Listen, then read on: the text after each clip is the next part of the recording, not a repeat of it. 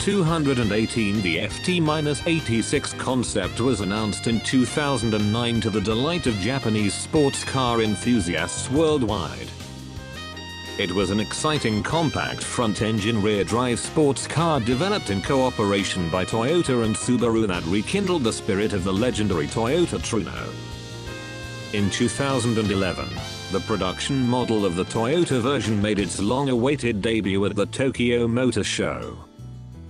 The FT Future Toyota designation has been removed, making its official name the Toyota 86. This new generation Hachiroku, 86 in Japanese, features a silhouette similar to the FT-86-2 concept shown at the 2011 Geneva Motor Show.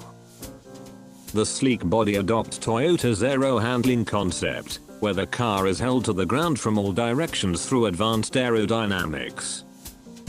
The naturally aspirated 1998cc DOHC 4-cylinder boxer engine mounted at the front produces 197 bhp at 7,000 revolutions per minute and 151.1 lb-ft at 6,600 revolutions per minute, transferred to the rear wheels via a 6-speed manual gearbox or a 6-speed automatic transmission with paddle shifters.